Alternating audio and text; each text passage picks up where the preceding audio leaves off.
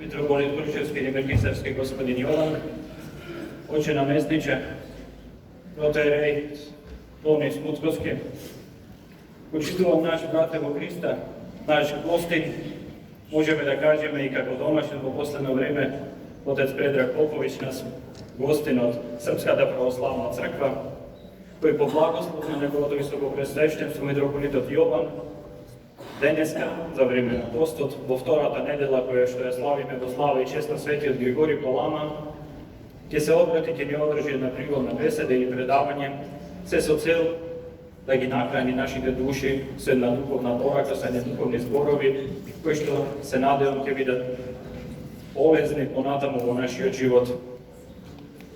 Имено кога ќе ја видиме нашата света црква вака полна, нашите срца се радуваат, нашите срца треперат, бидејќи вие кои што сте дојдени овде, копнеете за Бога, пред се, за да слушнете нешто за Него, а потоа за нас недостојните кои што седиме овде и се обидуваме да допринесеме за едно подобро утре. Еве, отец Предраг, кој што се труди неколку години, па и повеќе години уназад, преку социјалните мрежи, да го поучува народот во Христовата наука, гледаме дека има вродено со голем плод, бидејќи заинтересираноста кон возверниците за Него е мощно голема. Толку убав храм како нашиот, толку голем, а е претесен, та мораше да ги отвориме и портите горе, да се качат верниците, за да можат да слушнат и да се поучат. Имено кој е отец Предраг Поповиќ? Отец Предраг е парох во Велика Плана, во соборниот храм Свети апостоли Вартоломеј и Варнава. Оженет за неговата презвитера Ивана, која што е наша драга гостинка. Има три прекрасни деца, Теодора, Петар и немалиот јунак, кој што е наш гостин Павле. Тие секогаш ќе бидат добредојдени во нашиот град, како и вие сите кои што сте тука дојдени. Родени на 23 декември 1983 година во Слободском Броду, каде што го завршува своето основно образование. Потоа се запишува на електромашинското средно образование, а факултетот го завршува во Белград на теолошки, односно богословски факултет. Најпрво работи како вероучител, односно на најмалите ми го пренесува Словото на Господа Бога. За во 2011 година да е ракоположен за ѓакон, а во 2012 година за свештеник од владиката Игнати. После доброто, кое што го направил во неговата прва парохија, награден е да биде донесен во соборниот храм во Велика Плана во 2018 година, каде што и ден денес е парох во истата. Во 2019 година почнува поактивно да се занимава со неговиот YouTube канал, каде што изнесува разни беседи за Христа Господа.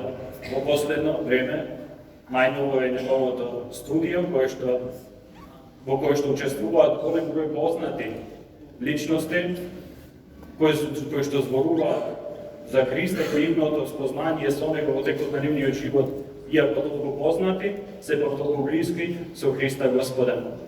А денес еве за слава на Бога, ќе може и тој малце да ни позборува и нас, да ги слушниме неговите зборови, да се поучиме и да бидеме наградени со една духовна радост, една духовно дожество, една духовна благодат, која што после вечерните молитви, сега преку неговите зборови, ќе ни останат мрежани во нашите срца. Ви благодарам на вашето присуство, отец Предраг, повелете.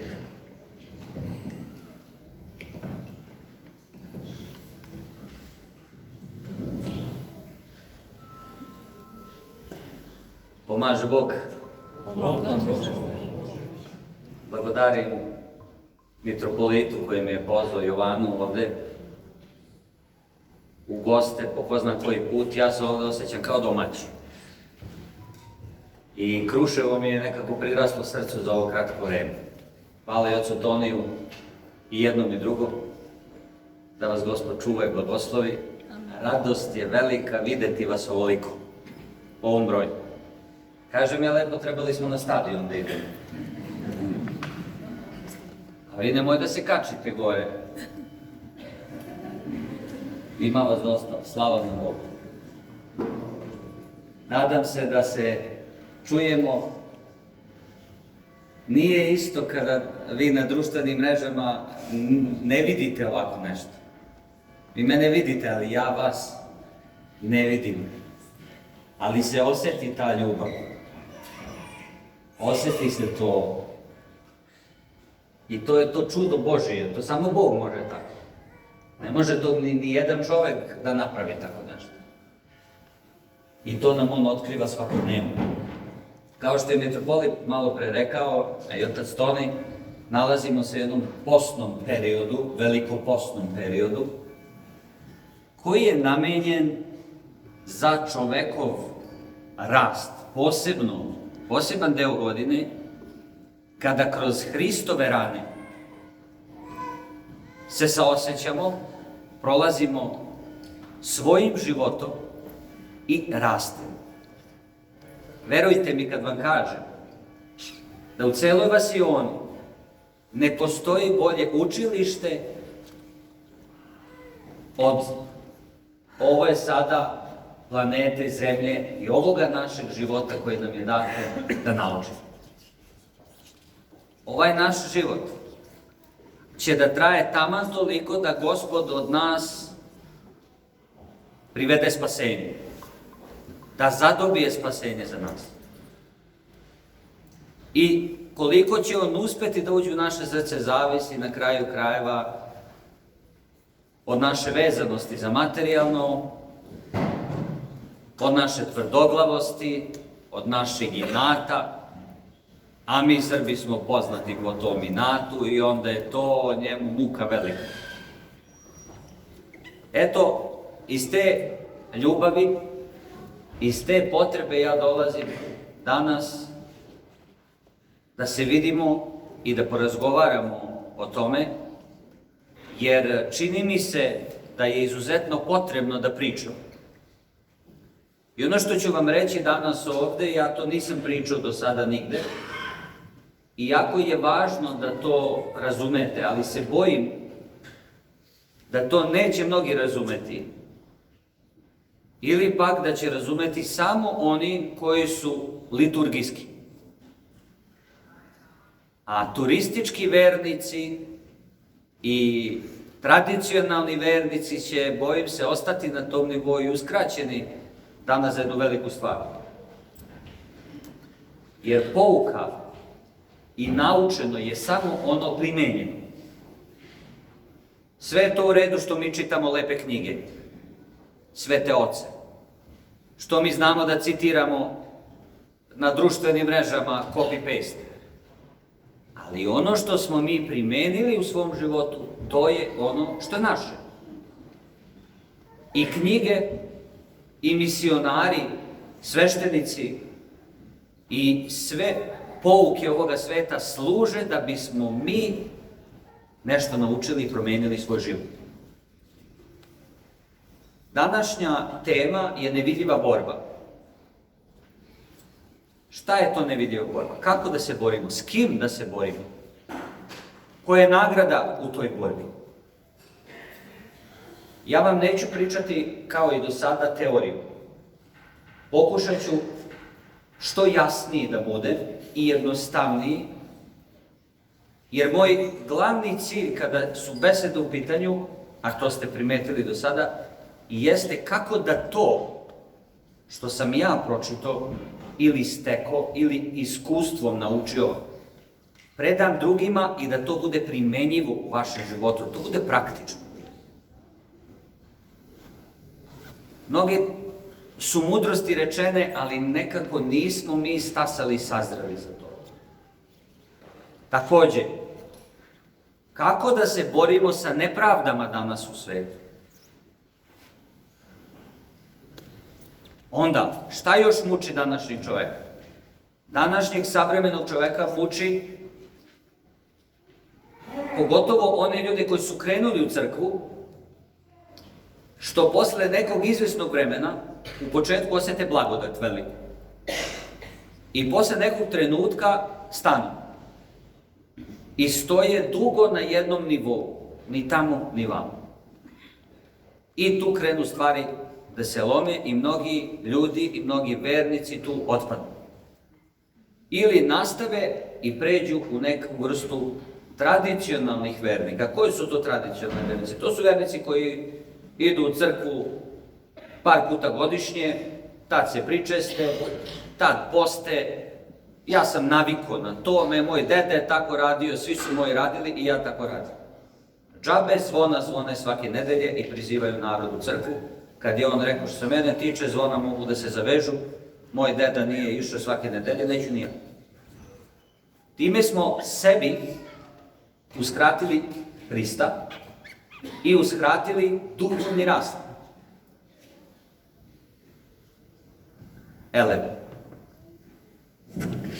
Kada gledamo jedan život čovečiji,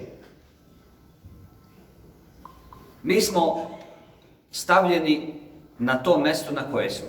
Neko u Makedoniji, neko u Srbiji, neko na Balkanu, neko u Americi, neko u Australiji, na različitim kontinentima, različiti roditelji, različiti oblici tela, različitog zdravstvenog stanja, različitog umnog stanja, različitog vaspitanja, različitog obrazovanja.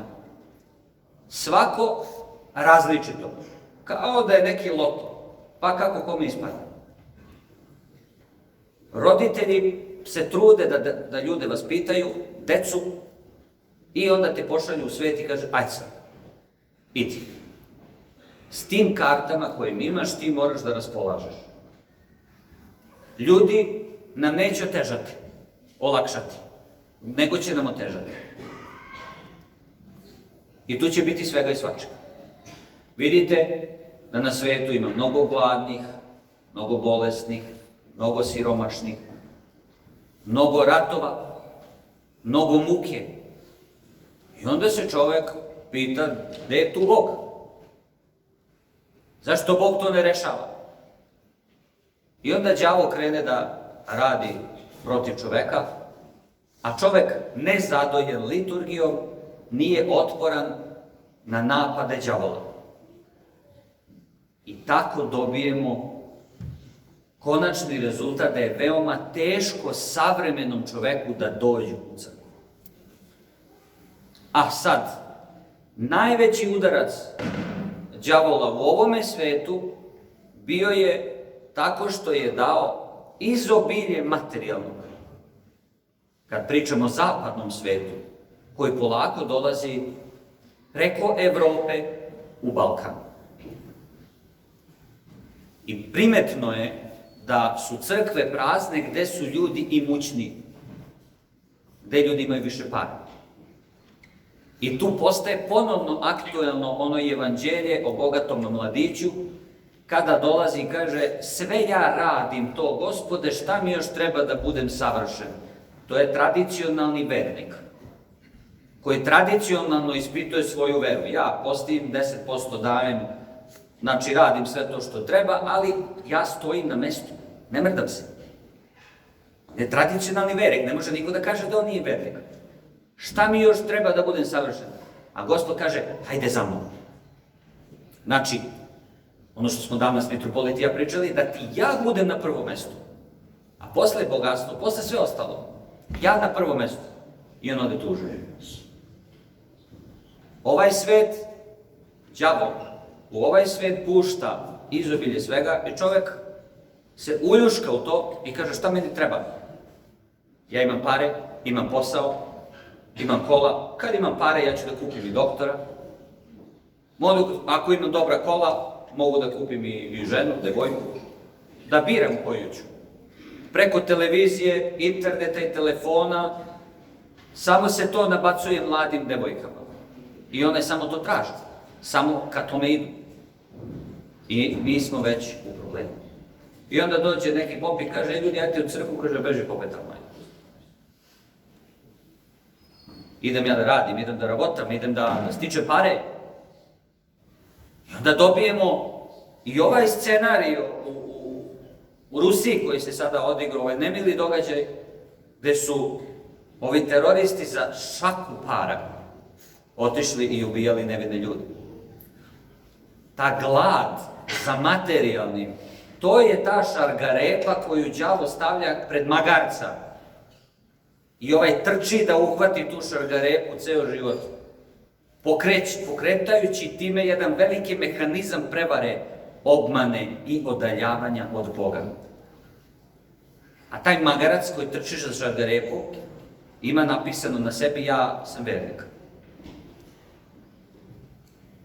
I ovaj svet u najmanju ruku je zbunjen.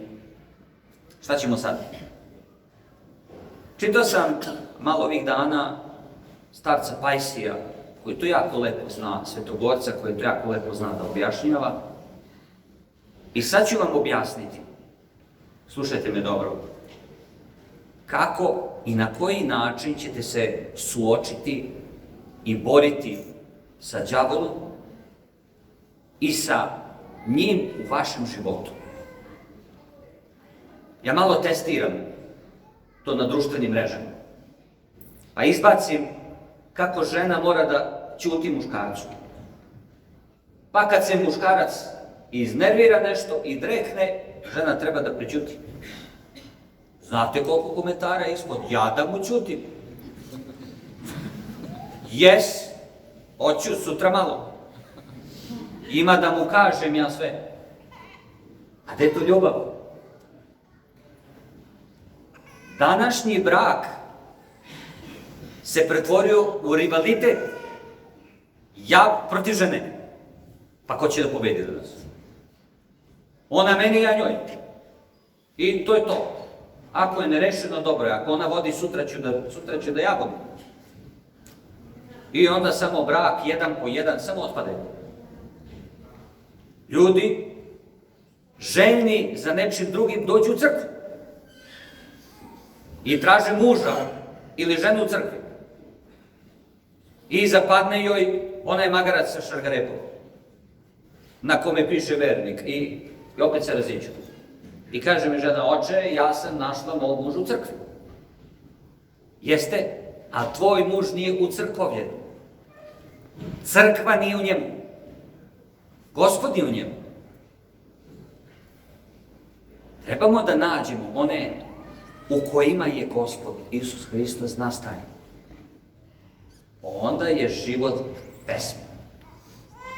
Onda je život bdenije. Onda je život neprekidno služenje eskatološkog carstva, koje samo promeni svoje stanje iz jednog u drugog po smrti, a ne mučenje. Zato što su ljudi toliko gordi, toliko oholi, toliko sujetni, svako napredovanje prema Bogu je nemoguće. A sad ću vam reći gde je problem. Koren problema rasta svakoga čoveka leži u pomislima. Borba sa pomislima. Koliko vas ima muku da se izbori sa pomislikama koje mu dođu na pamet? Svi. Pa kada te neko povredi, kada ti neko napravi nažao, pa kada neko vikne, ko što je vladika sad viknuo na nas. Viknuo, nego šta nego da vikne. I moj tata viknuo na mene. A moje da ćutim. I da kaže mami: slava tebi Bože naš. I ćutim. A šta đavo radi? On ti nabacuje pomisli. Borba sa pomislima je suštinske važnosti za rast čoveka. Sveti Pajsije, starac Pajsije, tako kategorizuje borbu sa pomislima, kaže da je kvalitet hrišćanskog života po pomislima.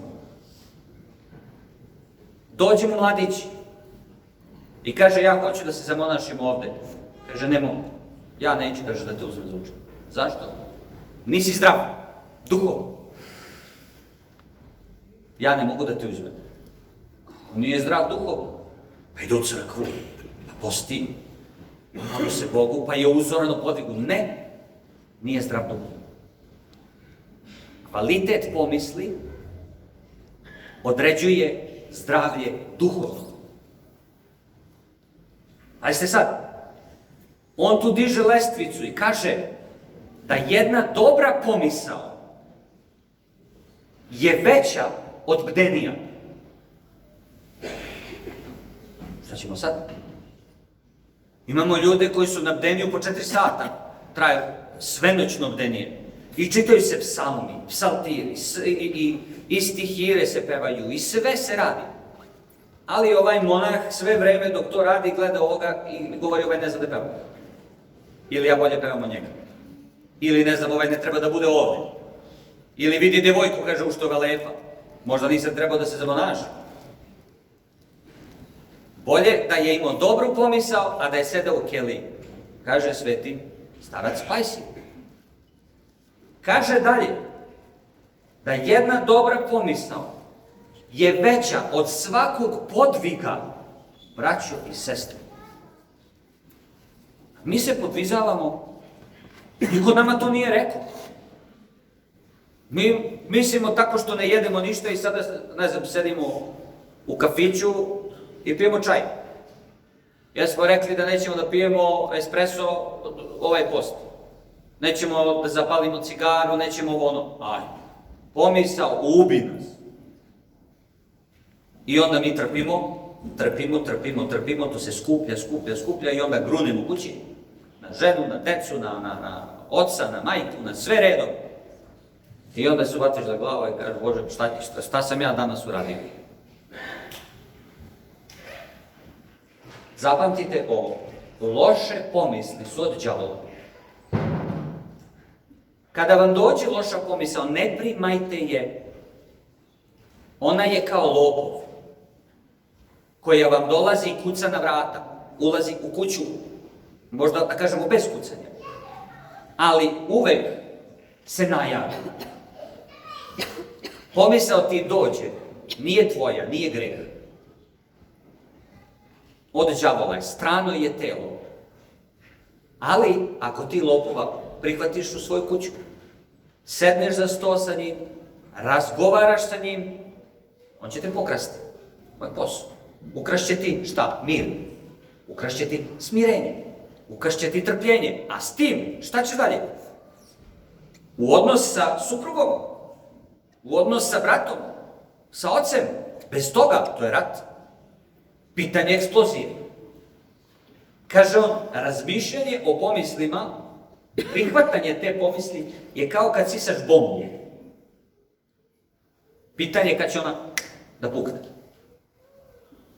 Znači, pomisao koja dođe je od đavola i ne treba je primati. Ne treba razmišljati o njoj. Treba je odstraniti. Sad dolazimo na to kako početi da odstranim kada sa svih strana dolaze mi loše pomisli. Dolaze mi hulne pomisli. Onda neko kaže molitva, istina. Molitva pomaže. Grigorije Palama, danas je njegova nedelja, ako je neko bio u molitvi, to je bio on. Ako je neko se podvizavao, to je bio on. Ali starac Pajsije kaže da molitva nije dovoljna. Znači, da bismo se izborili sa pomislima, čovek mora da postane fabrika dobrih pomisli. Dobrih pomisli. Da proizvodimo dobre pomisli o drugim ljudima. Samim tim kada mi sadimo voće, cveće, korov ne može da nikne na mestu gde je posađeno nešto dobro. Kaže, istim očima gledajte i đubre i voće. Jer đubre pomaže da voće raste. On nas podučava i govori nam, recimo, imate čoveka koji vas maltretira na poslu. I tu sad imamo 4 vrste kategorije pomisli. On krene da nas vređa. Prva kategorija je kada čovek, slušajući to, uzme se u koštac sa njim i povredi ga. Fizički napadne na njega, nasrne. On će reći, on je napao mene, ja sam morao da se branim, nisam više mogao da izdržim i tako dalje. Ako tako budemo išli kroz život, tući ćemo se svaki dan po ceo dan sa svima. A ako se na kraju dovoljno istučemo i dovoljno ljudi pretučemo, onda će ljudi, neće nas više dirati tako, ali će nas zaobilaziti živeći u strahu od nas. Opet smo uskraćeni za sve što smo danas na liturgiji pričali, energije Božje, od kojih je prva ljubav. I kad budemo hteli da stvorimo sa nekim odnosom, će reći, beži ovaj budala, ovaj se bije. Ne da Bože, da ne kaže nešto što će on da protumači drugačije, da će da dobije batinu. Druga kategorija je kada čovjek, čuvši uvredu, suzdrži se, ne napadne ga fizički, ali pomisli loš. Što je on tebi, to si ti njemu. To nema podvika. Treća kategorija je kada čovjek sa ravnodušnošću prihvati uvredu, bez neke posebne rasprave, bez da se osjeti uvređen, povređen. A četvrta i najveća od svih jeste kada uvrede, poniženja i progone prihvatimo sa radošću. Vidite, kada vas đavo napadne, on neće da nas napadne staći ispred nas pa će da nas šutne. Nego će nas napasti preko slabih ljudi koji nemaju smirenje, koji nemaju trpljenje, koji nisu ucrkveni, u kojima Hristos ne obitava, koji se ne bore ni na jedan način sami sa sobom. Iskoristit će njihove slabosti i kao takvima oni će napasti nas. Mi moramo da shvatimo, u tom trenutku kad vas neko napadne, vi ne smete da razmišljate kao đavo tražeći njegove slabosti, nego da razmišljate kao roditelj, kao Bog tražeći njegove vrline. Tražiti nešto dobro u čoveku. Pravdati druge ljude. Zamislite to. Znači Gospod od nas traži da pravdamo svoje protivnike.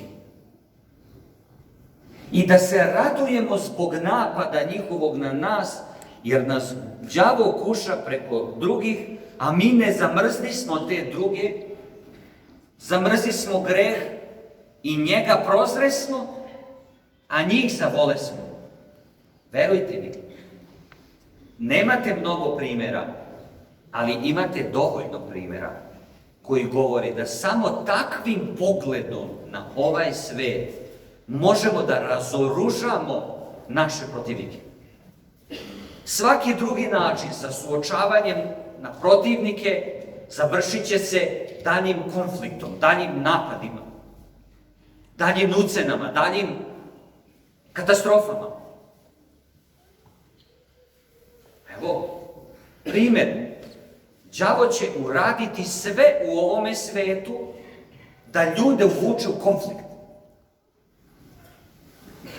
Sveti Grigorije Dvojaslov jednom prilikom navodi jedan primjer gde je episkop Fortun isterao đavola iz jedne osobe. Đavo je uzeo obličje siromašnog čoveka i šetao po gradu. I pljuvao na vladiku. I govorio, vladika me je odbacio, vladike su bogate, a eto mi siromašni, vladike su bahate, one ne razmišljaju o nama siromašnima. I on je krenuo da huli i da pljuje po vladiki koji ga je isterao iz čoveka. Ljudi su slušali to i koji je bio crkven, on nije učestvovao u toj huli. I on je samo prošao, išao dalje, prekrstio se i Gospode pomozi ovome jadniku, otvorim oči ili kako god. Međutim, jedan čovek uvučen u to, verovatno je u njemu ta sujeta ili se zamerio s vladikom i sve to i on priđe njemu i kaže: jadni čoveče, šta je s tobom bilo? I ovaj krene da pljuje vladiku i ovaj ga vodi kući svojoj. Pazite sad to. Đavola vodi kući svojoj. On je sad sebe postavio iznad vladika, umjesto rekao je: slušaj, vladika je duhovni otac. Iako je on nešto rekao ovome, on zna šta je rekao, šta ću ja sad? Ne, nego se on postavio nad episkopom, nad duhovnim ocem tog mesta. Sad je on milostiv, vladika nije, on je grub. Sad ću ja da te ugostim kada vladika neće. Zamislite to. Odveo ga je kući svojoj i đavo kaže: hladno mi je. I ovaj nabaca drva i baci panj, onako naloži jednu lepu vatru da bi ugrejao njega, i kad se to raspansala vatra, đavo uđe u njegovo dete i skoči u vatru. A šta mislite? Kako izgleda kada vas na društvenim mrežama drugi podmukli đavoli uvuku raspravu da pljujemo nekoga o kome ništa ne znamo, koga ne poznajemo? Mislite da je to drugačije? Tad je đavo išao po gradu, pa ako nisi bio tu, nisi ga sreo. Danas svi đavola i grad nosimo sa sobom. A đavola na internetu koliko hoćeš.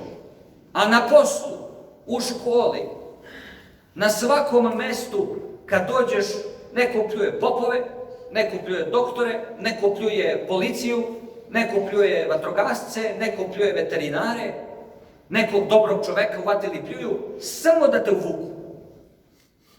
A ti učestvuješ u tome, mir ode, trpljenje ode, ljubav ode, sve ode od tebe. Napusti, jer si primio lukavog u hram svoj, u kuću svoju.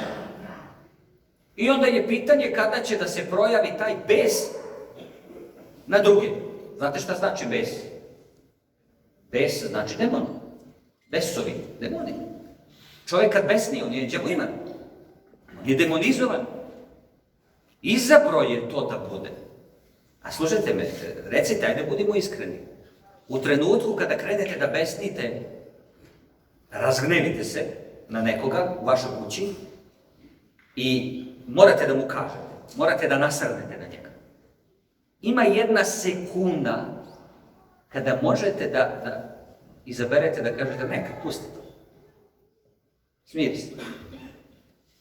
Svi imamo tu jednu sekundu.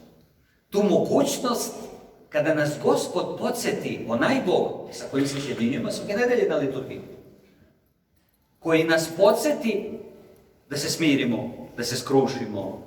Neka, to su nevažne stvari, čoveče, to su nebitne stvari. Dete razbilo čašu i ti sada kreneš, već stvaraš facu i kažeš: ostavi. A dete već prenerađeno očekuje od tebe da ti za vrat ga shvataš. Mi prihvatamo da besnimo na njega. Čak što više, nije to samo bes da mi izbacimo tog trenutka šta smo hteli, nego uživamo u dužem dejstvu gneva kod nas. Pa nastavljamo dalje. I onda naši ukućeni krenu da bežu od nas. Ćuti, tate je nervozan, znam po sebi. Ja vam to ne pričam iz neke knjige, znam po sebi. Jer i meni se to dešava. Pogotovo đavo te umori. Mnogo posla imaš. Nisi jeo, nisi stigo da jedeš. Pašljivo, strpljivo plete svoju zamku. Čekate naveče. Ceo dan on te puni polako. Puni, a ti trpiš i naveče kada dođe, on kaže: aj sad. A ti samo rogovi ti fale. Izlio si tamo gde nikad nisi smeo. U svetosti doma svoga. Pred najbližim svojim. Posle ti bude krivo. Neko koji je hronično upao u to, on traži svaku sitnicu, ne bi li ponovo krenuo. Danas kada idete, kad šetate po Beogradu, kad vozite kola, sve hulk do hulka.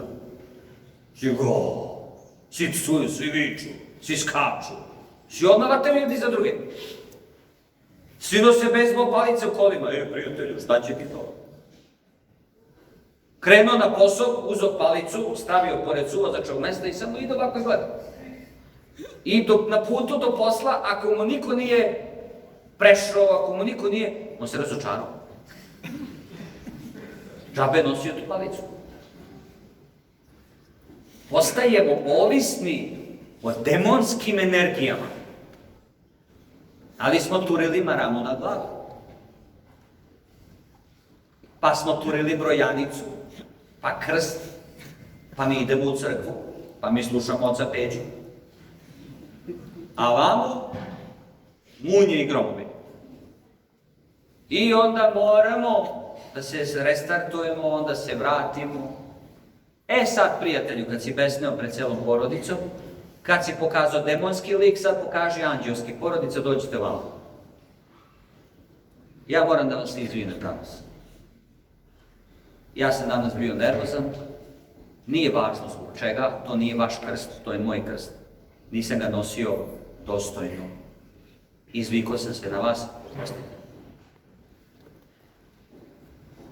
Posle to, oprostite mi, vraća se mir, vraća se trpljenje, vraća se ljubav.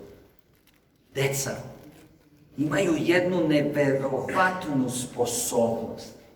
Koliko god da ih povrediš, uniziš, istučeš, opsuješ, samo ako ga zagrliš i da mu kažeš izvini ili da bilo šta, da mu kažeš sine, on ti sve oprostio. On je sve zaboravio. Deca nas neprekidno uče smirenju, praštanju i ljubavi, a mi njih neprekidno učimo besovima, nervozama i razlozima da budu besni. I u redu je kad moj sin besni ako ima razlog.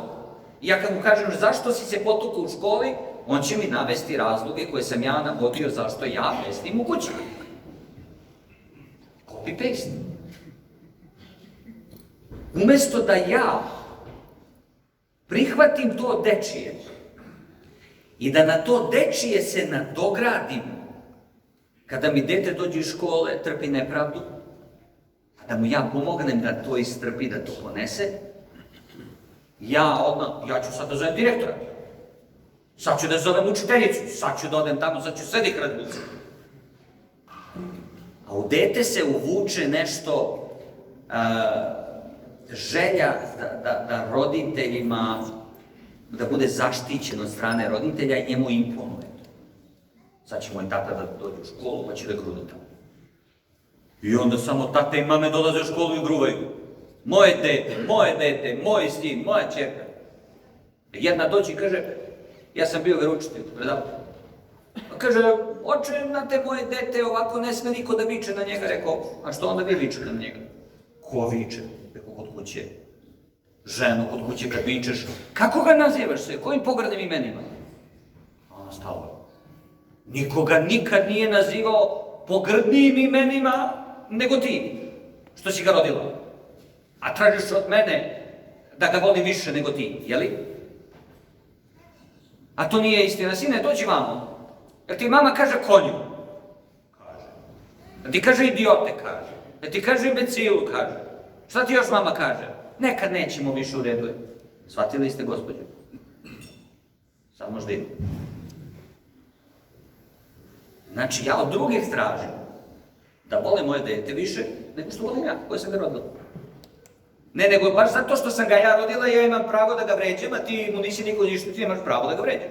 Ma nemoj, koje ti je to pravo? Dakle, ti je to pravo? To je pravo nekog novog svetskog poretka. Ima pravo NATO da nas bombarduje, recimo. Oni imaju pravo da bombarduje. Kada oni hoće i oni smatraju da to tako treba da bude. Jel NATO je naš prijatelj? I dobro, tu sad šta ćeš? Ti je. Znači, borba sa pomislima nastaje tako što čovek mora da radi na sebi. i da se bori sa njim. Nije molitva dovoljna. Potrebna je, važna je, ali nije dovoljna. Čovjek mora da postane fabrika dobrih pomisli i da konstantno rađa nove pomisli dobre o nekom čoveku. Kada vidimo da se nešto loše dešava, mi smo odmah osudili ovoga ili onoga. A otkud mi znamo šta je tu zaista? Šta se tu zaista desilo? Mi to ne znamo i ne možemo da znamo. Možda je đavo baš napravio da mi dođemo tad u tom trenutku da bi mi vidjeli da bismo osudili drugog čovjeka. Zato u ovome postu najvažniji akcenat u molitvi Svetog Jefrema Sirinog dajemo na onu poslednju, na treći pasus, onu treću molitvu: Gospode care, daruj mi da sagledam svoja sagrešenja i da ne osuđujem brata svoga, jer si blagosloven u veku i veku. Drugo, ni jednoga sekunda našeg života Bog ne voli više mene ili mitropolita ili bilo kog od vas ovdje. Kad shvatiš da je svaka osoba u tvom okruženju Bogu podjednako kao ti, onda nećeš da udaraš po drugima. Jer ti klepaš drugima šamare, osuđuješ ih, a Bog želi da se oni spasu. I on ih je, što je još veća stvar, poslao tebi da ih ti naučiš, a ti ih osuđuješ. I kako onda da napredujemo duhovno? Nema šanse. Pazite sad ovo. Kad su nepravde u pitanju, a to nas stalno muči sve. Najveće nepravde podneo je za nas Gospod Isus Hristos, čiji je krst stalno celivamo, nosimo oko vrata i tu iznad nas. I konstantno nas podsjeća na to da onaj koji je stvorio sve što postoji, znano i neznano, sebe je prvo zaključio u utrobu žene 9 mjeseci. Dragovoljno, svojevoljno. Onda 30 godina, to su doduše 15. godine do 30. pravio je stolove sa Josifom za Jevreje. Daske gulio, pomagao u zanatu. On stvorio sve ljudi. Sva drveće, sve ovo što postoji znano i neznano, on je gulio i dođe mu samo neko odbaci mu dasku. A zamislite kakvo je bio alat u to vrijeme. Niste imali metalne testere, to su bile neke drvene testere sa nekim zubcima. To da pretesterišeš jednu dasku, to bila muka. Pa onda da se to izdelje, pa to je božđurija neka gomila bila svega. Su krvave ruke bile non stop. Koje je to smirenje? Da mu dođe neki tamo i samo da mu baci dasku i kaže pravi tu stolicu od toga. A on uzme to i pravi. On sa veliko O koji je iznad svih sluša čoveka kao da je šegrd. 30. godini krštava se od strane čoveka. Ljudske ruke. Propoveda 3 godine, čini dobra dela ljudima. Vaskrsava, leči, oprašta grehove, isteruje demone. Zato biva utamničen, proganjen, pljuvan, izvođen na sud, šamaran, bičevan i na kraju razapet. Svi bližnji koji su bili oko njega, što kaže onaj psalam jutarnji, dođoše naspram mene i pobegoše. Odoše.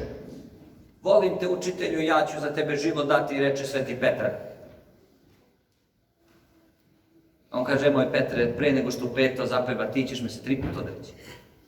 Ovi su ispavali, ovi nisu ni čuli, ovi nisu mogli da drže, on bar eto tu je bio. Ja, Bože, sačuvaj. To su ti vernici koji dok ne zabudi. Kad udari zima, kad krenu iskušenja, kad krene ovo, nema nigde nikog. Svi se razbeže. Onda nas pokajanje vraća ponovo u zajednicu sa Hristom. Petre, sine, i oni voliš li me? Volim te, učitelju. Napašioc moje, Petre, sine, i oni voliš li me? 3 puta ga je pitao, koliko ga se ovaj puta i odrekao. Dobro, ali sad reči su reči. Zaista ti kažem, kada si bio mali, oblači si što si hteo i na sebe išao si kuda si hteo, doći će čas kada će na tebe metati lance i okove, i voditi te kuda ne želiš, govoreći dokazat ćeš ti, Petre, da me voliš. Znači, naše vraćanje ka Hristu i ponovno sjedinjenje jeste naša žalba, jeste, Gospode, ja sam upastio. Kajem se što sam bio gnevan na svoju porodicu. Kajem se što sam u pomislima svojim učinio sve grehove koje sam mogao da učinim. Poželao sam ženu tuđu ili neku. Ubio sam čoveka u pomislima, sve, zato što mi je pakostio. Poželao sam da ga Bog sada sprži. Ko što ljudi kada uđu u crkvu misle, ja sam sad dobar sa Bogom, sad će mene Bog da štiti i ko mene napadne, Bog će njega da sreže. I onda negde u trenutku shvati pa da je to tako, onda bi Hristos rezao druge i onda bi učenici Hristovi rezali druge. A Hristos je prošao kroz Golgotu, to znači da je učenici njegovi provodili kroz Golgotu. I jedini put do vaskrsenja jeste put kroz stradanje i trpljenje. I onda ti ljudi koji vas muče u životu, koji nas muče u životu, su nama poslati da nas uzdignu. A mi se ne uzdižemo, nego sebe ponižavamo. Sebe spuštamo. Svojim pomislima postajemo đavoimani. Postajemo sinovi pakla, ada, a ne sinovi raja i carstva nebeskog. I onda dođemo u crkvu, noseći u sebi sve to i nadajući se sa Hristom sjedinjenju. Može tako? Naša pomisao, naša reč, naše misli moraju da budu u skladu. Ja sam imao pre negde problem jedan i kontaktiram mitropolita za savet šta da radim. Nije da nisam znao odgovor, ali nije to isto. I vi isto, nije da ne znate šta trebate da radite, ali nije isto kad vam neko to kaže. Vaša deca znaju sve to šta vi njima imate da kažete, ali kad neko drugi kaže, joj mama, znaš šta mi je rekao? Pa ja ti to pričam celog života, ali nije to isto. No, da se ne pravda da ne ispane god, kaže meni on tako, uradi to i to. I ja tog trenutka odlučim da uradim tako. Jedan put lakoće. Odjedan put pada sa mene teret, odjedan put jedna lepota. Ja se pojavljujem u prisustvu tih ljudi koji su me ponižavali ili šta već radili, novo, rasterećen, sa osmom, sa radošću. Oni izbunjeni. Što se sad dešava? Nismo očekivali da to tako ponaša. Ma ja sam s tim završio. To je to. Idemo dalje. I sad, srećan što sam prebrodio to iskušenje, kaže mitropolitu, javljam, završio sam sa tim, šta je dalje? On mi kaže, isto to samo na većem nivou. Braći i sestre, ta iskušenja vaša, iskušenca, malena iskušenja, je početak gde je Gospod zagrebao samo da ti pokaže šta je ispod. Ako to istrpiš, isto to, samo veći nivo. To istrpiš, isto to, samo veći nivo. To je duhovni rast. Primanje uvreda, pogrde, svega, bez sujete, oslobođen od gordosti, sa smirenjem i ljubavlju. I onda kada muž grune ženi, iz bilo koje slabosti svoje, i žena grune na muža, a nećeš. Tu ima ljubavi, nema ljubavi. Tu su dve đavoimane osobe. Dva đavova. Dođu kod mene, muž i žena, dovede ih sin, kome sam ja predavao veronauku i drži se za glavu. Oče, pomagaj. Vidi, ja ne znam šta ću više sa njima. Oni izludeše nas. Oni se svađaju dan i noć. Hajde, dođite vam. Sedem ja, oni ovako sede tu.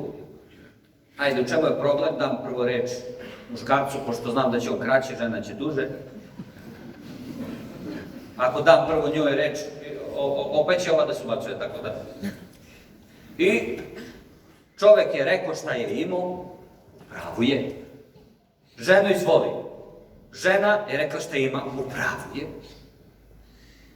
Đavo je opravdo i njen i njegov postupak i njihovu svađu. I sad ti prijatelji, sad oni mene gledaju, ko je u pravu? Kada sam ja sad tu sudija, pa ja treba kažem, ti si u pravu. I da on kaže, sad ti rekao.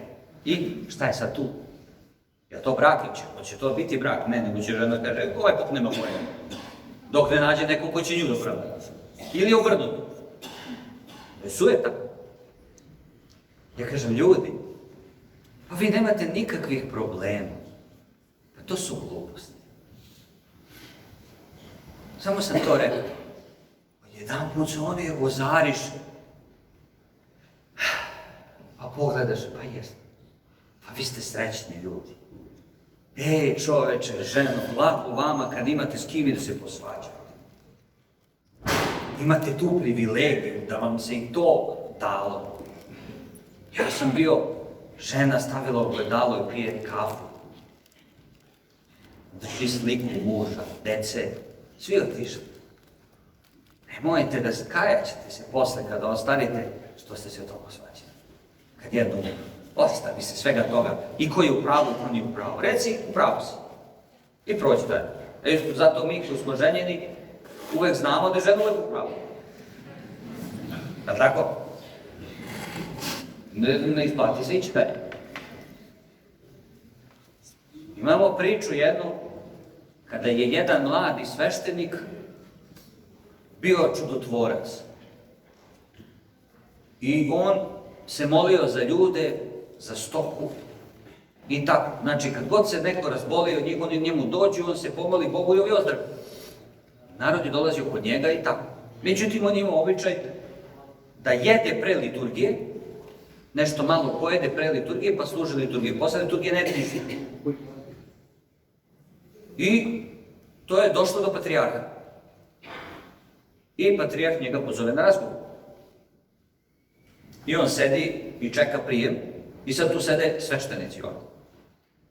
Na jednom mestu u zidu, puko je zid, ima rupica neka i kroz tu rupicu prolazi svetlost. I on je mislio da je to neka zakačajka tu da stoji. I on uzme, skine kaput i okači o svetlost. I sede.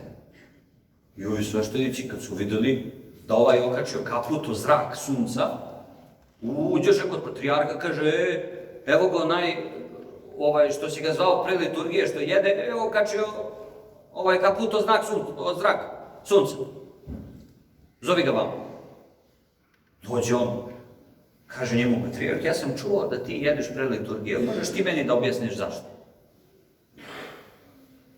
Kaže, ja sam navikao da prvo stavim hranu dole, pa da Gospod bude gore, kad se pričesti. A ne da prvo stave Gospod, pa da dođe da ga zatrpam hranu.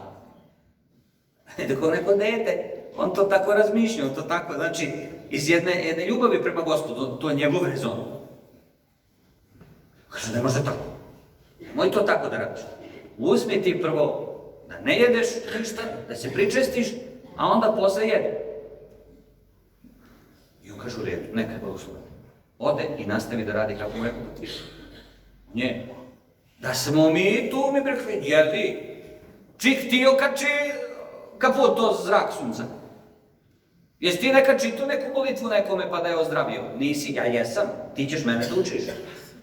Da ja radim pogrešno, jer bi se oni izlečili.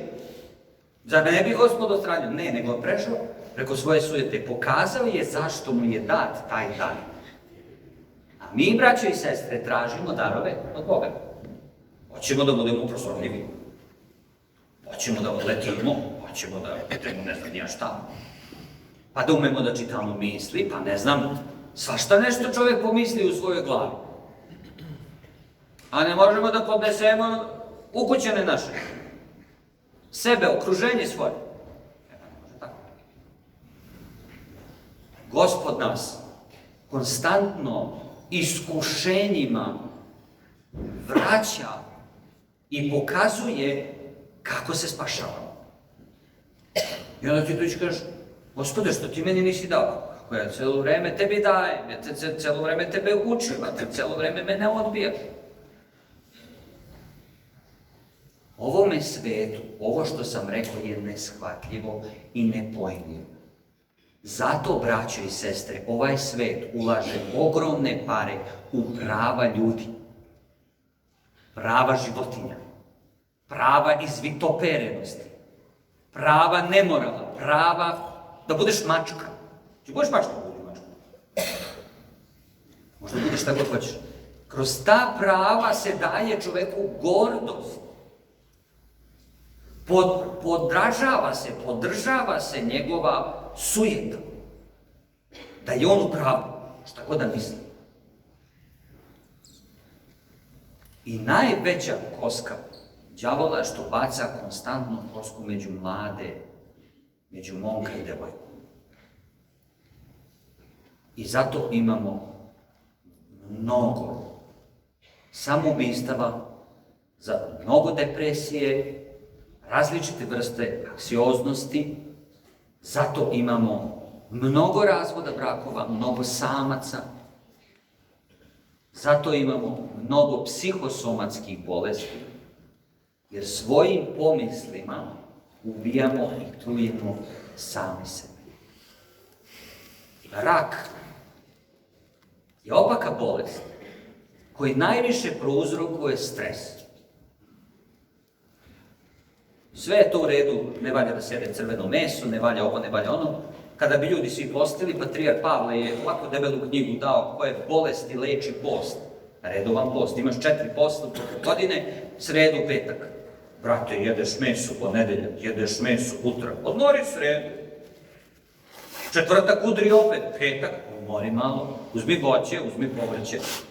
A subotu i nedelju opet jedeš. Ko? Ja. Ljudi se tresu na veliki petak.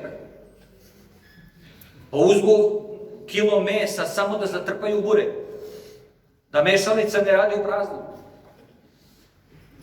Samo meša, on je gladan. Njega vata nervoza, on ne može da funkcioniše.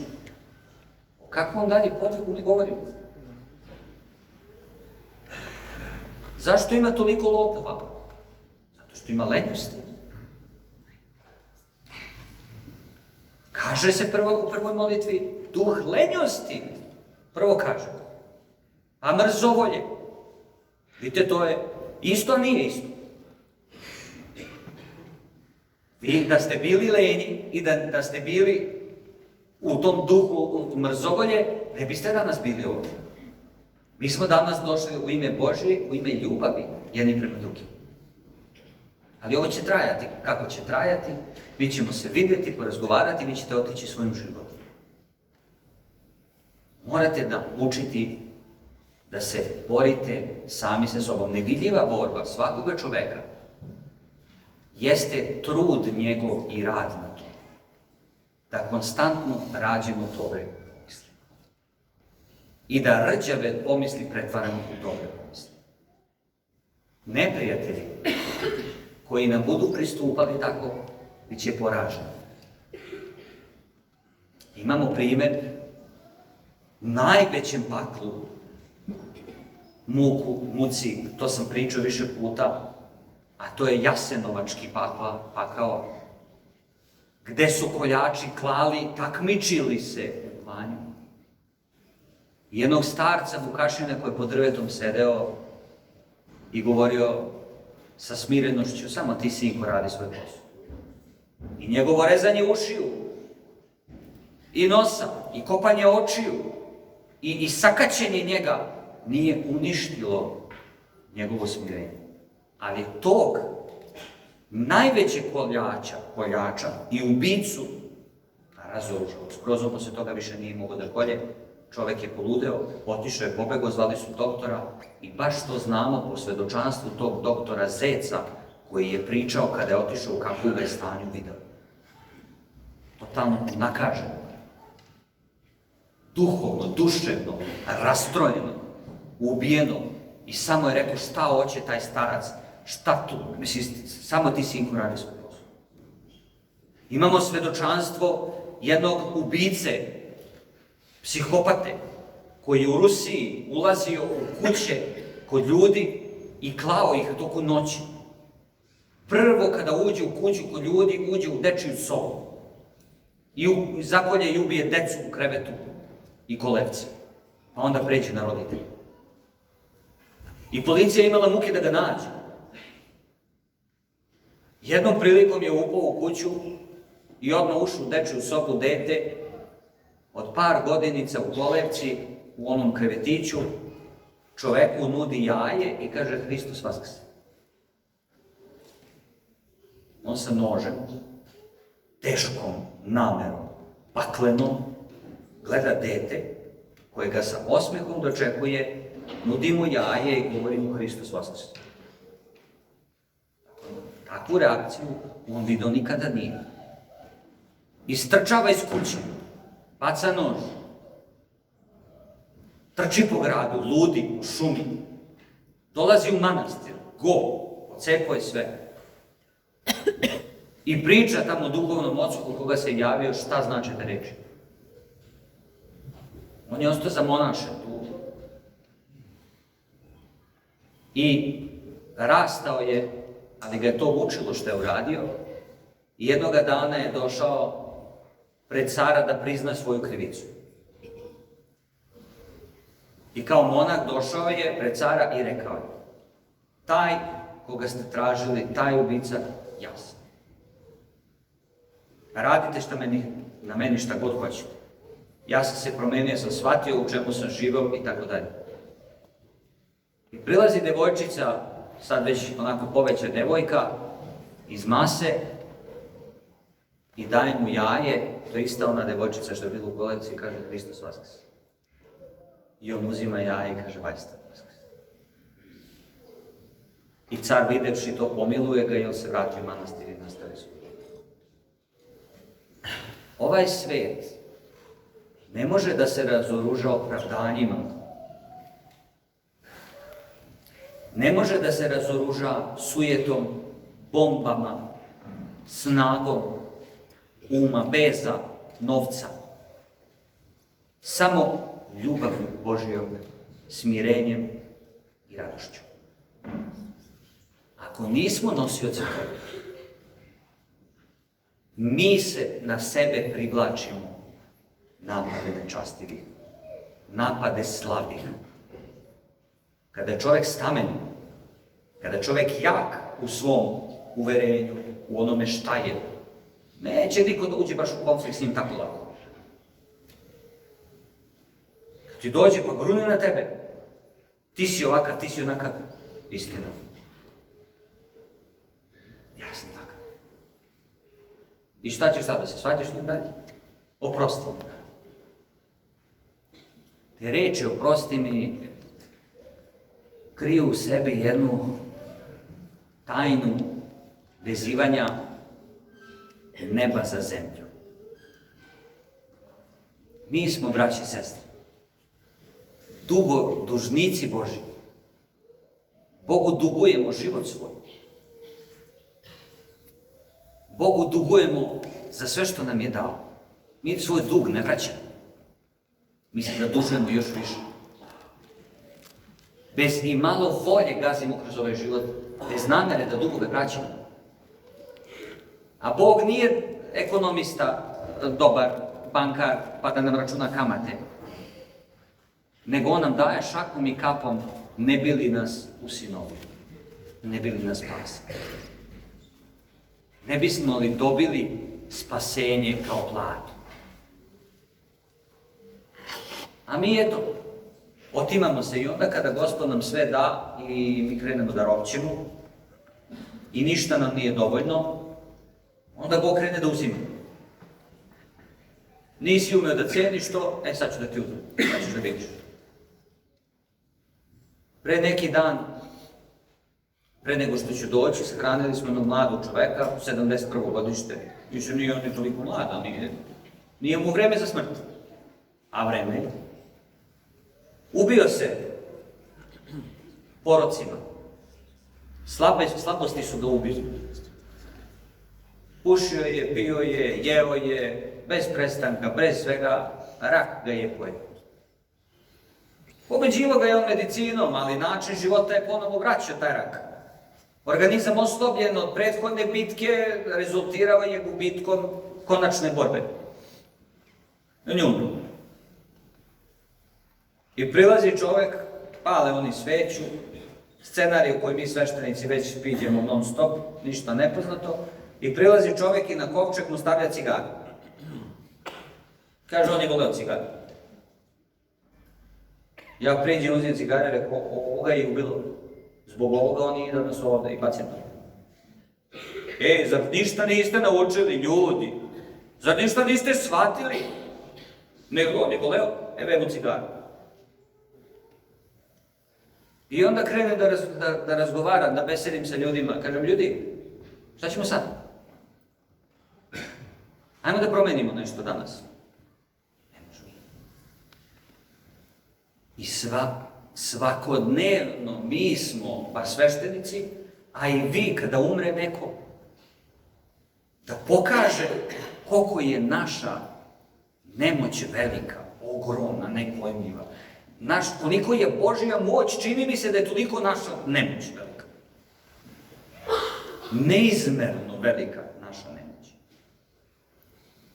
I mi u našoj nemoći ne prizovemo Boga da promenimo to, nego još projavljujemo svoju volju kao jedinu zakonski, jedinu lišenu.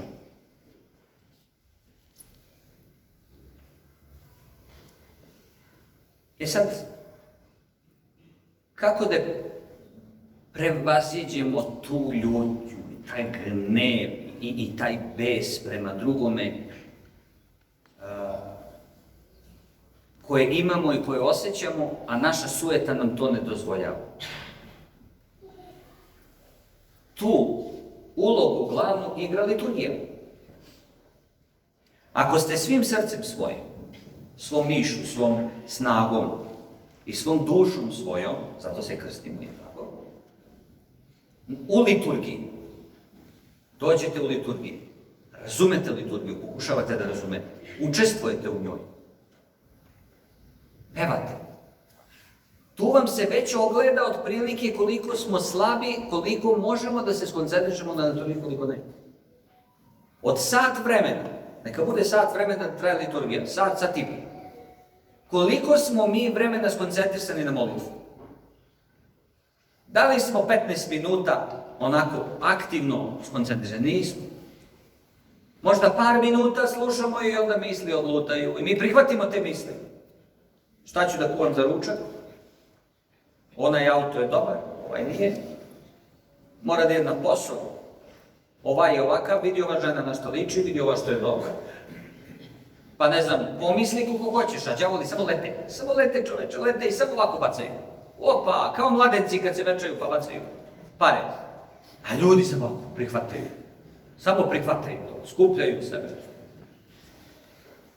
I kad izađeš i pogledaš i da imaš moć da vidiš ljude o čemu razmišljaju, Gospode, jel ti se niko moli danas ovde? Braći i sestre, se vi molite danas Bogu ovde? Došli ste fizički, ste se dovukli, ali duhovno niste tu. Zato treba da pevamo na liturgiji, zato trebamo da odgovaramo, zato treba da učestvujemo na liturgiji. Naš narod je to rekao, ko peva zlo ne misli, tako? Nemaš kada pevaš, nema kada da misliš zlo kad pevaš, učestvuješ u liturgiji. Gledaš šta sveštenik radi, ne gledaš šta rade drugi. Uvek nađeš opravdanja, ako vidiš da nešto nije u redu, ako možeš pomozi, ako ne možeš ne odmaži. Učestvuj svom dušom, svojom, a zapazite ovo, Svetu petku. Hodi kroz pustinje. I đavo se pretvori u prelepi cvet. Najlepši mogući cvet koji ne znam da li postoji, ne znam kojim bojama. Ne bi li joj na sekundu odvuku pažnju od molitve, ona prođe pored njega kao da ne postoji, samo raspršti se. Koliko se đavo trudi da nju na sekundu odvuče, pa mislim, možda nema razloga da se oko nas trudi, ništa. Mi ga sami prizivamo, a da je meni moja porcija pomisli. Njemu si dao, vidiš da on blene tamo, a što ja ne blenem? Daj mi, hoću ja da razmišljam o nečemu. Sam ga prizivaš. I od liturgije nema ništa. No, ajde da pređemo preko toga, da nastavimo na sledeću stepenicu. Postanete liturgijski. Živite za liturgiju. Muž i žena žive za liturgiju. Posvađali ste se sa ženom. Ili se žena posvađala s vama. Ili sa roditeljima. Ili sa prijateljima. Sa bratom, Hristu, sveštenikom. Ja se posvađam. I njemu i meni doći i svičemo se jedan na drugog. Ljuti smo jedan na drugi. Neću da pričam s njim. Ja mislim naravno da sam ja u pravu, on naravno misli da je on u pravu. đavo nas vuče za uši jednog i drugog, a mi mu dozvoljavamo. Ja sam liturgijski, izvinite. Nisam bezgrešan, nisam svetac, ali sam liturgijski. Liturgija za mene epicentar mog života. Liturgija je za mene neizostavni element u mom životu. Sve oko mene, sve se dešava liturgija, pa sve ostalo. I cela nedelja je radi nedeljne liturgije. I mi kad idemo na liturgiju idemo sa radošću, iščekujući pričešće, iščekujući kraj liturgije kao radost vaskrsenja. A ta radost nedeljne liturgije dobija se na kraju. To je dar kada Duh Sveti odgoni te đavole i dar radost. Onima koji već nisu primili darove đavola.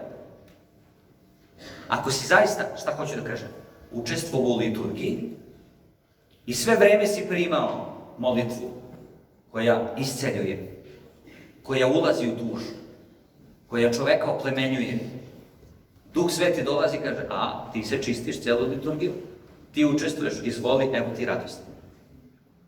Pričestiš se, pun blagodati, pun radosti izlaziš. Svoju ženu gledaš drugačije. Zaboravite svađe. Vi se grlite pre liturgije, to ćete vidjeti. Već ste vidjeli do sada. Pre liturgije jedno drugo hoćete da zadavite. Što se nisi spremio? Pa kasnimo opet. Pa ne znam, auto ovakav, pa nisi garderobu obuku, pa nisi ne znam ovo spremio, pa vičeš na decu, pa da neko dete kasni. I onda krene vika, svađa, znači kola pucaju samo čoveče od svega toga posle liturgije, mi se svi grlimo. Ali šta hoću da kažem? Ide liturgija, posvađao sam se sa Tonijem u sredu, ocem Tonijem. Ja znam da u nedelju moramo da služimo zajedno. Šta ću da radim? Nema veze, ljutit ću se do petka. Do petka nas dvojica ne razgovaramo, sad već bata me panika, u nedelju moramo da služimo zajedno. Ja moram da priđem njemu da mu kaže Hristos je među nas, a da to ne bude licemerno. Jer ja nisam licemerno. Ja moram sada već da radim na pomirenju. Moramo da se pomerimo do liturgije. Tu nema šanse. Ne pomerim se do liturgije, ja nisam dostojan. Neki sveštenici, pravi sveštenici, tako ja vidim ko je pravi. Kad se posvađamo, on kaže ja u nedelju neću biti tu, idem da služim tamo.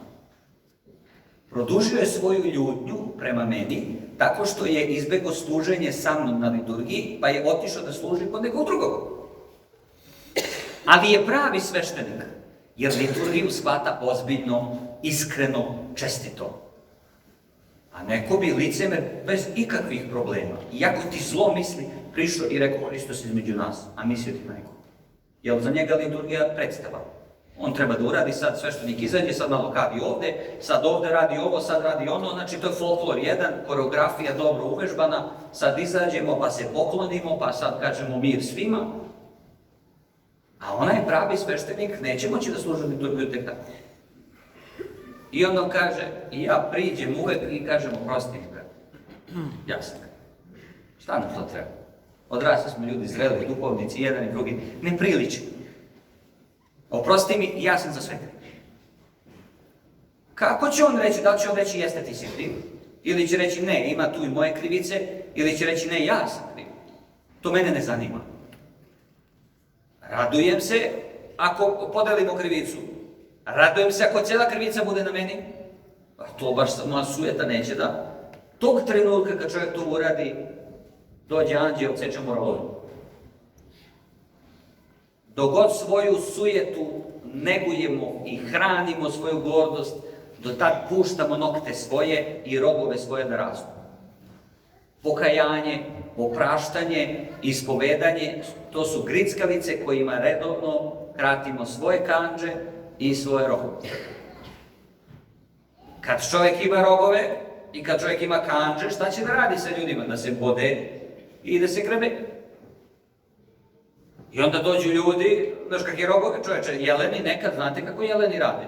Upletu rogove pa ne mogu da se ispletu. I crknu tako, jedan i drugi. Tako i ljudi mnogi pate, žive, tuku se celog života, ne mora to tako. Nemojte da vas brine da li ste pogodili brak sa pravom osobom ili niste. Jeste, pogodili ste.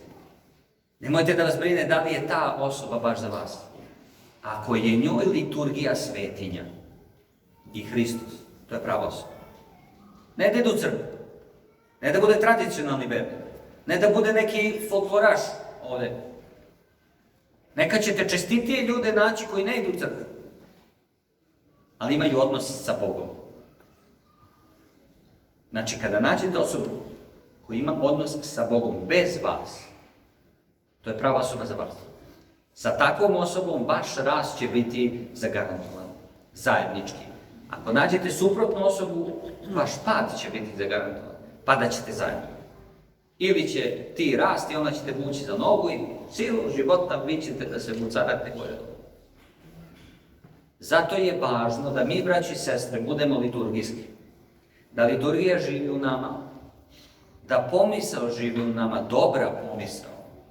Jer đavo neće moći da nađe uporište kada dođe i hoće da zadene lošu pomisao, pa gleda gde će je, a toliko dobrih pomisli ima, a sad on nema ne zna šta će da radi s tim. Kako ćemo ga pobediti? Znači, strategijom, mučenjem, kada vam navrnu pomisli, krenite da pevate pesmu, psalam, čitate molitvu, radite nešto. Pomerite se od te pomisli, ne prihvatajte te pomisli, ne dozvoljavajte im da nađu gnezdo u vašoj misli da o tome razmišlja. Gde je pomisao? Slušajte me, ovo je boljka 21. veka i telefona. Što sam video kod mnogih ljudi, dopisivanje, tajno dopisivanje sa nekim devojkama ili momcima. Muškarac, oženjen, ili ima devojku, dopisuje se sa nekom devojkom tamo sa strane tajno. Ima, brale, šifru, telefon mu je ko trezor. Ne smiješ da pitneš, krene žena, uzme telefon, oči glavu odseče, ne diraj to, to je moja privatnost, to je privatnost. Moj telefon nosi moja žena i Jelica i svi redom. Upao mi telefon jednom prilikom u more, kad sam bio na Malti, i ja odmah telefon kod jednog čoveka koji radi za neku bezbednostnu agenciju, ne znam ja sad. I kaže mi prijatelj, kaže, i on može da ti vrati podatke, ali vodi računa, ako imaš nešto, ja ne garantujem da to neće otići vam ili tamo. Nemam, brate, ništa, ja sam otvorena knjiga. Što mu nije jasno, možda me pita, će da mu kažem. To mu je što mu je, neka uzme, neka radi s tim. Da li možemo to da kažemo za sve vas? Nemojte to da radite. Nemojte da hranite vaše želje. Imaš pomisao prema nekoj devojci koja je namestila lepu sliku ili nekog momka na društvenim mrežama. Filteri, naravno, jedan, drugi, treći. Poza da se ne vidi da je debela ili da je mala ili da je, ne znam, ovakva ili onakva, tačno zna ugao kakve će da nišani. Pa znači, ti se zaljubiš u tu fotografiju. Prihvataš pomisao, prihvataš dopisivanje, prihvataš maštanje, pa kad vodiš ljubav sa svojom suprugom ili supružnikom, razmišljaš o toj osobi, već činiš preljubu. Pitanje je samo vremena. Ako se sretnete, gotovo. Nema slučaja, ja bar nisam čuo, da se ta preljuba završila slavno. Uvek je to bila katastrofa. I najviše su tu ispaštala deca. A greh su podnosili i on i on. Svetinju braka treba shvatiti toliko ozbiljno kao svetinju manastira. Isto monak u manastiru mora da shvati svetinju koju živi. To mu je način života. Moje je da ne spavam. Moje je da budem korak ispred svoje dece. I u vrlinama, i u pomislima, i u svemu. Da sozercavam njihov život, njihove pomisli, njihova razmišljanja. A ne da pustim to, pa to i mene su tako moji roditelji, pa sad ću tako i ja njih. Šta ja ima da razmišljam o njemu? Idi igraj se, baš me briga. Daš mu telefon, šta ti znaš šta on gleda na tom telefonu? Ti to ne kontrolišeš, ti imaš poverenje, malo dete, nema u sebe poverenje. Drugo, kako je napravljen danas, neću još mnogo da vas davim, kako je napravljen danas sistem društvenih mreža, isto kao kako ih pomisli čovjek. Kako ti dolaze pomisao? Jedna, druga, treća, četvrta, peta. Neku prihvatiš pa se zadržiš, a neke odbacuješ. A kako ide u društvene mreže? Jedna, druga, treća. Negde nešto vidiš, ovo je dobro, ovo malo gledaš, pa onda opet jedna, druga, treća. Mi treniramo sebe u prihvatanju pomisli i selektiramo loš sadržaj. Prepuštajući svom unutrašnjem, mislimo da je sakrivena želja da izabereš šta će da gleda koji sadržaj. I onda kad uđeš tamo na Instagram pa klikneš onu lupu, pa ti izađu jela, hrana, pa ti izađu gole žene, pa ti izađu automobili, znači da to gledaš. Znači da to tražiš. Znači da se tu zaustavljaš. Ja kažem, Gospod ne mora da nam piše nikakvu knjigu, da tamo sad šta smo radili, dovoljno podesemo sve telefoni da uđe u pretragu i kaže, ajde pa ajde. Vidi ovaj. Kamo učenje svetih otaca, kamo liturgije, Ne kažem ja, nema loše da čovjek vozi dobar auto i da ima neku želju ovako, pošto ja imam želju za mog Fiću. I ja ako idemo raditi s Fićom, svaka budala ima svoje veselje. Ja kažem, ne dirajte mi moje. Ali to su neke male stvarčice koje čine naš život ljudski simpatičnim i lepim. Ali ne može taj Fića da bude iznad moje žene, iznad moje dece, ne može taj Fića da bude iznad mog Gospoda Boga i odnosa sa njim i mog spasenja. Svaka čast svakome, ali sve ima svoje mesto u životu. Gospod je na prvom. Onda svi oni koje Bog stavlja u naš život. Zapamtite, dobri moji narode, da su neprijatelji samo surovi prijatelji, koji će u nama probuditi i pokazati emocije naše i naše smirenje. Da li ćemo da ropćemo, da li ćemo da kukamo kako smo nepravedno osuđeni, da li ćemo da se pravdamo, to je posebna priča. Ja često puta tako, kada mi tako neki ljudi dođu i nekog optužim za nešto. Ova žena se ne moli Bogu došlo. Kažem, vidim neku ženu i odmah tako kažem za to. Ili bilo što drugo. Ja se ne molim, to nije istina. Znate li vi šta ja čitam? I krenu ona već da se svađa sa mnom. Gordo, sujetno, uobraženo, idi žena, nisi duhovno zdrav. Kaš, jeste oče u pravu ste, ne molim se dovoljno. Ti se svađaš sa svojim mužem tamo, a si ti jezičara nikakva. Odmah krenu na internetu, to ne smiješ da kažeš. Odmah ćete društvo za zaštitu ženskih prava, čoveče, baciti u lavlju jaku. Na lomaču da zapalit ćete svim mogućim medijima, će da te tamo ličuju, šta si rekao, sram te bilo. Ja kažem, nemojte da žalite druge ljude, svako živi onako kako želi, a to je istina.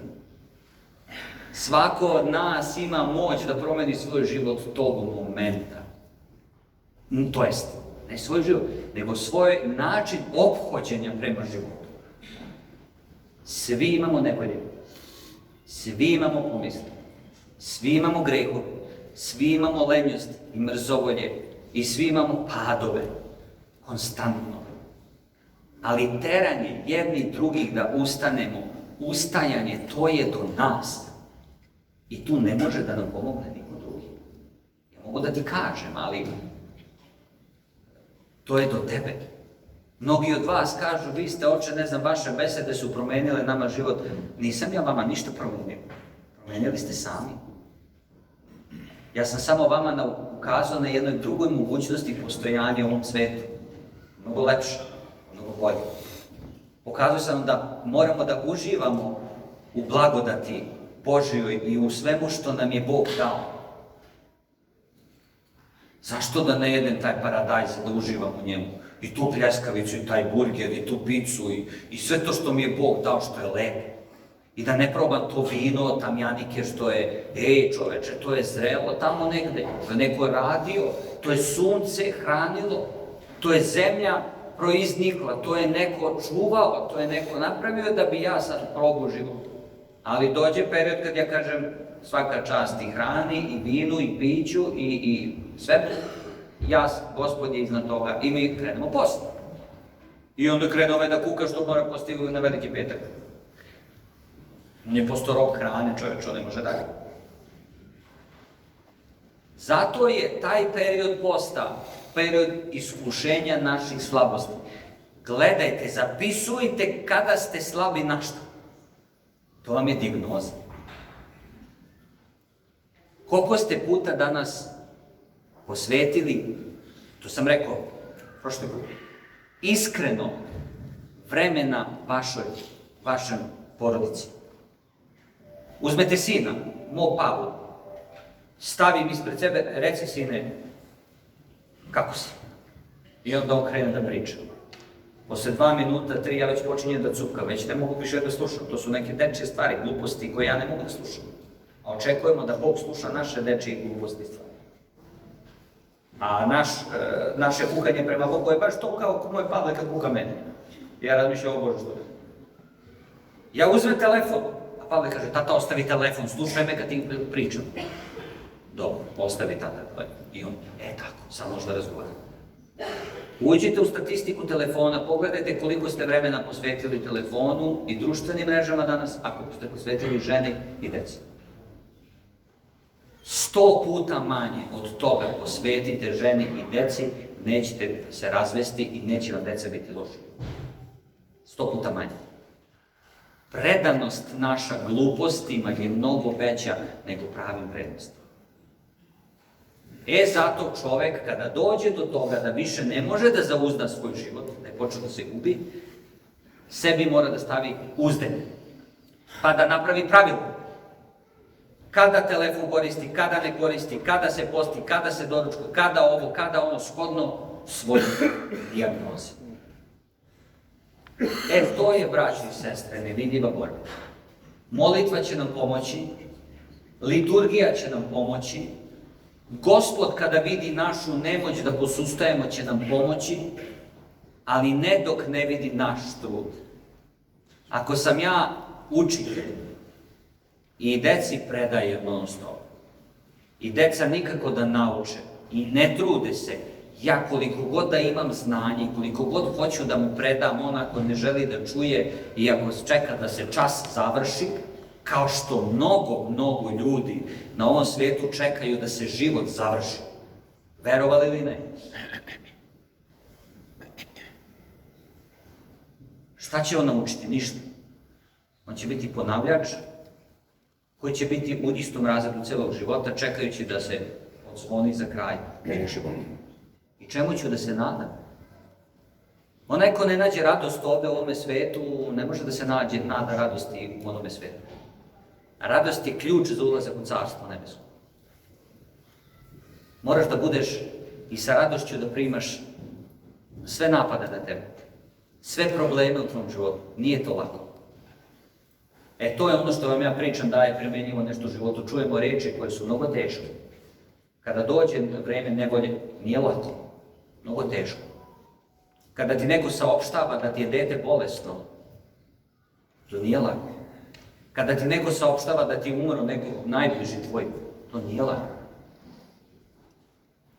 Ali bez Boga, ne da nije lako, nego je jednako smrt. Bez nade je ponovni susret, bez vere da taj koji umire ne umire, bez ljubavi prema toj osobi koja više ne postoji, mi ne postojimo. Mi smo se odrekli našeg daljeg postojanja. I mi samo tugujemo ceo život. Presveta Bogorodica se radovala smrti i susretu ponovo sa Sinom svojim i Bogom našim. Za to vreme tešila je ljude, pomagala ljudima i obilazila mesta gde je bio njen sin. Kada sam bio u Americi,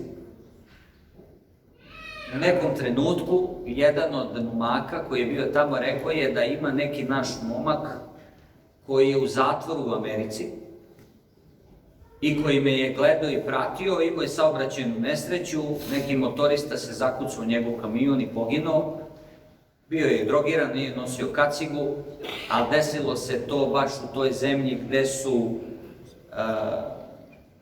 toliko konzervativni, gde je stranac ubio nekog njihovog i nije postojao način da se on oslobodi.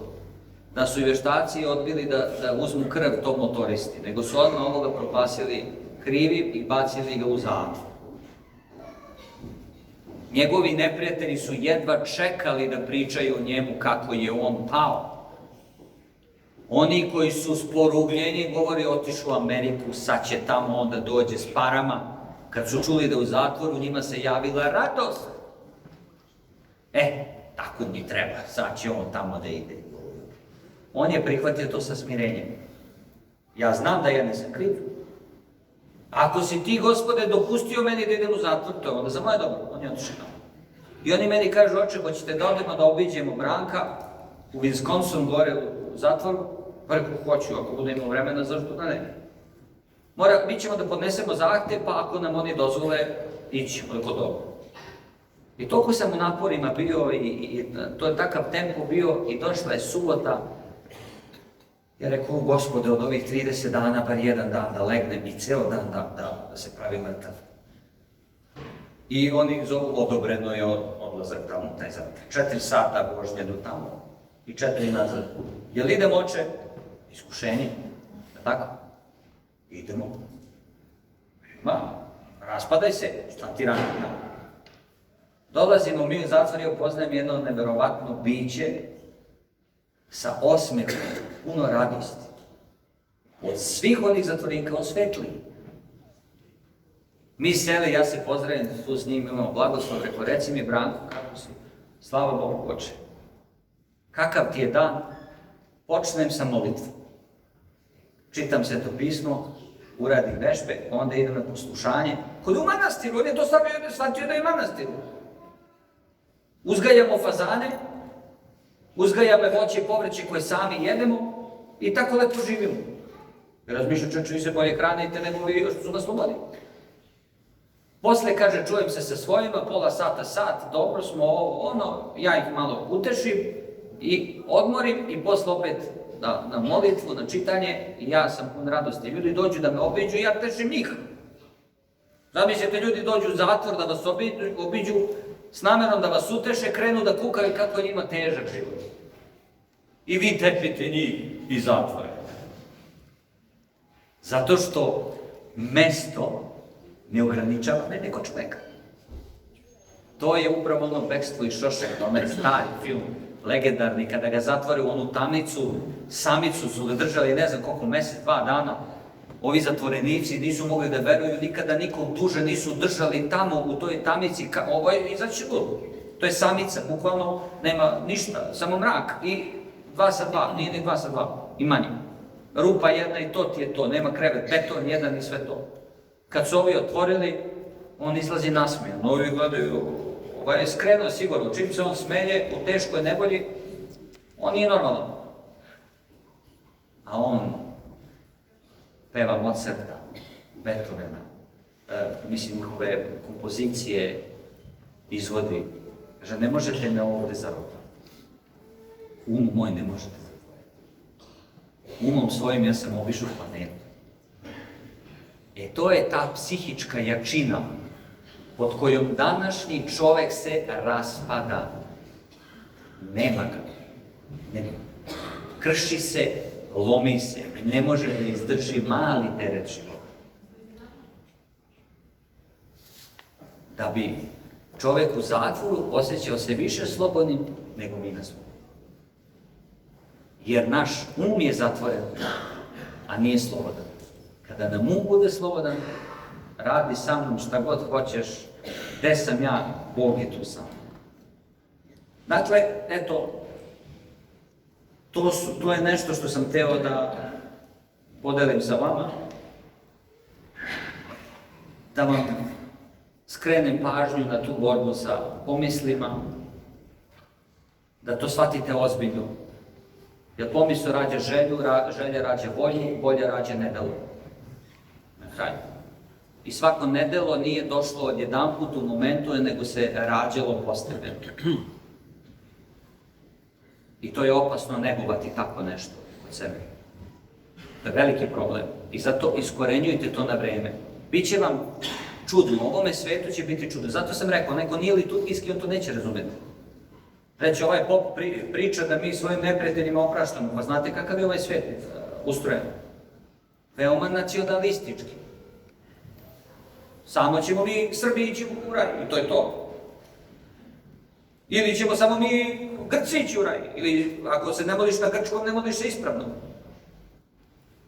Tu u sebe ustrojavamo, Boga ukalupljujemo i onda Bog mora da ovako smo mu ostavili prostor u našem životu Bogu. Džabe što je Bog beskonačan, veliki, kad on mora da nama baš u tom okviru deluje u našem životu. Nismo ga ograničili. Zato otvorite vaš um.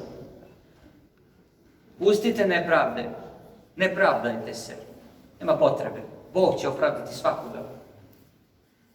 Setimo se primjera onog svetitelja koji je preko dana išao i radio, pecao ribu i navečer u javnu kuću potroši sve pare. I svi su ga zbog toga pljuvali i mrzeli i ceo grad je govorio loše za njega. Na kraju kad je umro, ostale mošti njegove.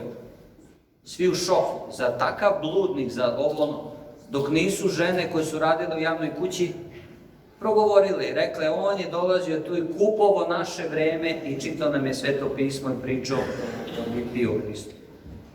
Da tih 2 sata koliko je mogo da priušti, oni ne bludniče, ne bude u grehu, nego da bude u molitvi sa njim i u tome. A on to nije dozvolio da se to kaže.